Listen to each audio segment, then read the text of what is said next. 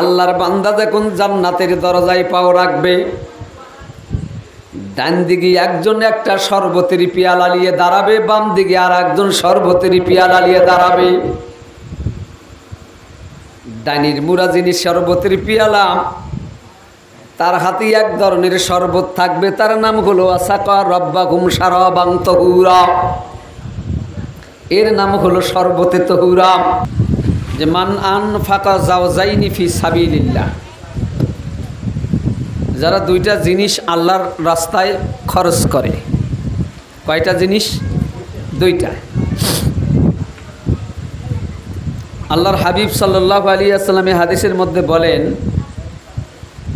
যারা দুইটা জিনিস আল্লাহর রাস্তায় কি করে? খরচ করে। দুইটা জিনিস কি? মুহাদ্দিসিনে কেরাম এর ব্যাখ্যায় লেখেন, একটা হলো জান আর একটা হলো মাল। একটার নাম কি বললাম?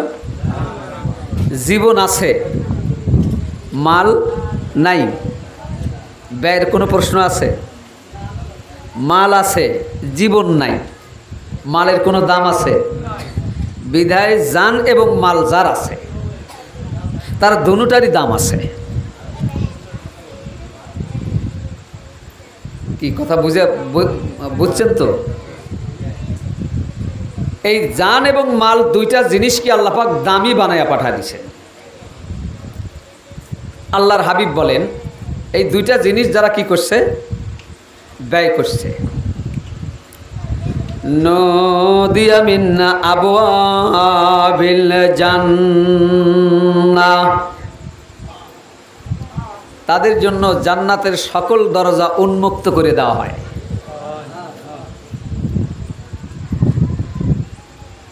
জান্নাতের সকল দরজা থেকে তাদেরকে ডাকা হয়।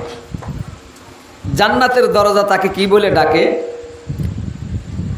ইয়া আবদাল্লাহ, চিৎকারে দে বলে না আল্লাহু আকবার। জান্নাত তাকে ডাকতেছে, ইয়া আবদাল্লাহ, হে আল্লাহর বান্দা, হাযা খায়র, জান্নাতে প্রবেশের এটা তোমার উত্তম দরজা। মুহাদ্দিসিনে কেরামগণ লেখেন, যারা দুইটা জিনিস আল্লাহর রাস্তায় ব্যয় করে, জান্নাতের দরজা তাদেরকে ডাক দিতে থাকে, ও আল্লাহর বান্দা তুমি আমার দিকে আসো।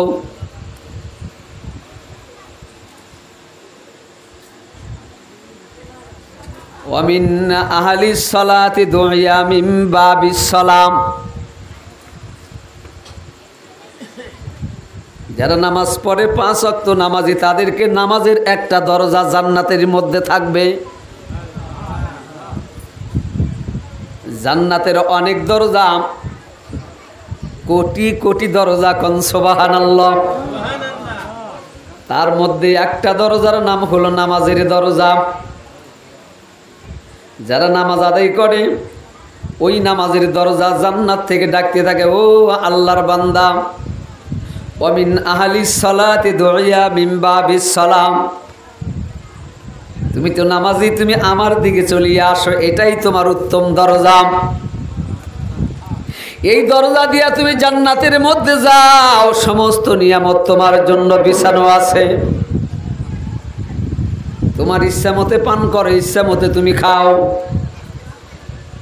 ওই কোনো দিন অভাব হবে না,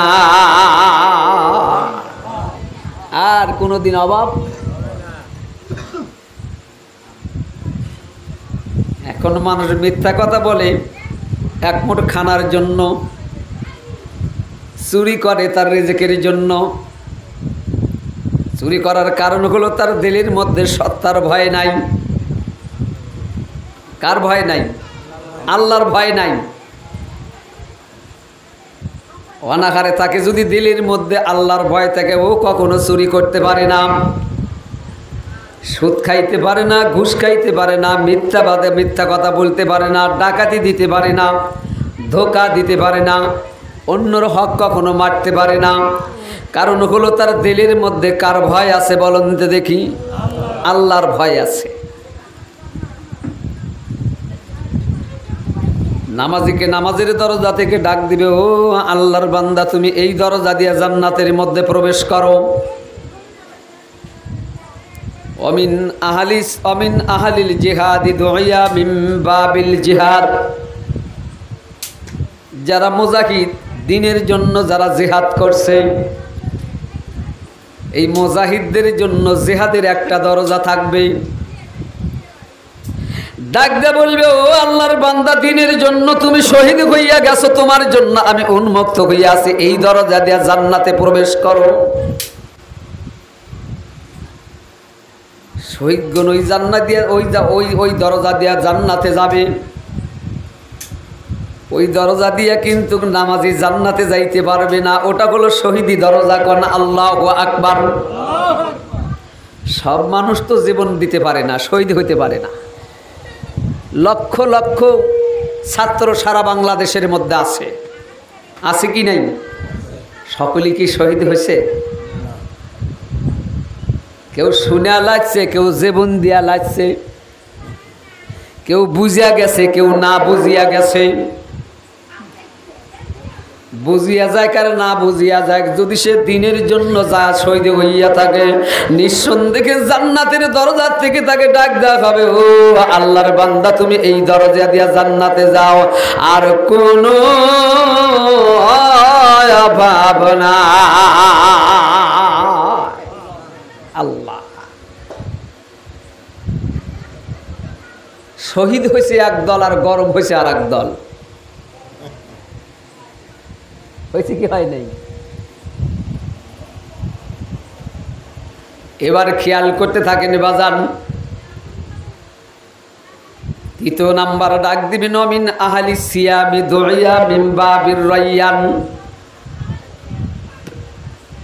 রোজাদার ব্যক্তিকে রায়্যান নামক দরজা থেকে ডাক দেওয়া হবে, ও আল্লাহর বান্দা তুমি রোজাদার ছিলে, সারাদিন অনাহারে অদ্রাহারে ছিলে, এক মুঠ ভাত মুখে দাও নাই, এক গিলাস পানি খাও নাই, সারাটা দিন নিজেকে শুকায়া দিয়েছ, বড় কষ্ট করছো। ইচ্ছা করিলে তুমি ঘরের মধ্যে এক গিলাস পানি পান করতে পারতে, পারতো কি পারতো না? ইচ্ছা করলে গোসলখানা যাইয়া তুমি এক ঢোক পানি খাইতে পারতে। কেউ দেখতো না, একমাত্র দেখতে হলো তোমার রব। তুমি তাও কখনো খাও নাই, ঘরের মধ্যে কখনো খাও নাই। এই দরজা দিয়ে তুমি রায়্যান নামক দরজা দিয়ে জান্নাতে প্রবেশ করো। মুহাদ্দিসিনে কেরামগণ লেখেন, আল্লাহর বান্দা যখন জান্নাতের দরজায় পাও রাখবে, ডান দিকে একজন একটা শরবতের পিয়ালা নিয়ে দাঁড়াবে, বাম দিকে আর একজন শরবতের পিয়ালা নিয়ে দাঁড়াবে। ডানির মুরা যিনি শরবতের পিয়ালা, তার হাতে এক ধরনের শরবত থাকবে, তার নাম হলো আসাকা রব্বাকুম শারাবান তাহুরা।